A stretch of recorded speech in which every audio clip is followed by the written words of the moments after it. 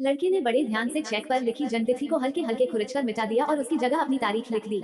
फिर उसने अपना नाम चिपका दिया। इसके बाद उसने एक छोटा मॉडल हवाई जहाज निकाला जिसे वह पहले से पानी में भिगोकर रख चुका था।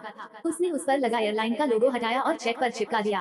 अंत में उसने चेक को एक किताब के बीच दबाकर सीधा कर लिया। इस तरह उसने एक साधारण लेकिन इस्तेमाल लायक नकली एयरलाइन सैलरी चेक तैयार किया और उसे कैश कराने बैंक पहुंच गया। आम लोगों के लिए ऐसा चेक पास कराना लगभग असंभव होता, लेकिन उसके लिए यह आसान था क्योंकि उसे अच्छी तरह पता था कि किस तरह के लोगों को धोखा देना सबसे सरल होता है। कुछ देर इधर उधर देखने के बाद उसकी नजर बैंक की एक आकर्षक महिला कर्मचारी पर पड़ी जो जल्दी भरोसा करने वाली लग रही थी। महिला ने मुस्कुराते हुए उसका स्वागत किया और पूछा, जी बताइए, मैं आपकी क्या सहायता कर सकती हूँ। लड़के ने आत्मविश्वास के साथ कहा कि वो एक एयरलाइन में पायलट है और अपना सैलरी चेक कैश करवाना चाहता है। बस उसी पल उसका चेक पास हो गया। पहली सफलता मिलने के बाद वह रुका नहीं। उसने कई मॉडल हवाई जहाज खरीद लिए और बड़े स्तर पर नकली चेक बनाना शुरू कर दिया। फिर वह अलग अलग एयरपोर्ट और बैंकों में जाकर उन्हें कैश कराने लगा। खास तौर पर वह नई और आकर्षक महिला कर्मचारियों को ही अपना निशाना बनाता था।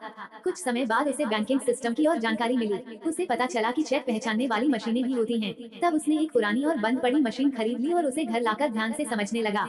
इसके बाद उसने ऐसे नकली चेक तैयार करने शुरू किए जिन्हें मशीन भी आसानी से पकड़ नहीं पाती थी। वो खुद को पायलट बताकर मुफ्त में उड़ान भरता और पूरे देश में नकली चेक कैश करता रहता। धीरे धीरे उसके पास काफी पैसा इकट्ठा हो गया और अंततः मामला एफबीआई तक पहुंच गया। एक दिन एक एजेंट नकली चेक पर लिखे पते के जरिए उसके होटल तक पहुंच गया। वो बंदूक लेकर कमरे में दाखिल हुआ। कमरे की मेज पर पड़े औजार देखकर एजेंट को यकीन हो गया कि अपराधी अब पकड़ा गया है। तभी बाथरूम से फ्लश की आवाज आई। कुछ सेकंड बाद लड़का बिल्कुल सामान्य तरीके से बाहर आया। उसके चेहरे पर जरा भी घबराहट नहीं थी। उसने तुरंत खुद को एक सरकारी एजेंट बताया और कहा कि वह भी उसी अपराधी को पकड़ने आया है।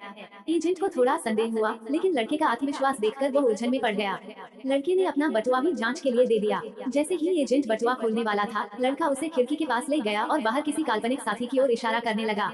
बातों ही बातों में उसने चालाकी से एजेंट से उसका पहचान पत्र ले लिया और कहा कि अब आगे की कार्रवाई वह संभाल लेगा। इतने में लड़का अपना प्रिंटर और नकली चेक समेटकर कमरे से निकल गया। एजेंट को लगा कि उसने मास्टर ठग को पकड़ लिया है, इसलिए वह आराम से बैठ गया। कुछ देर बाद जब उसने बटुआ खोला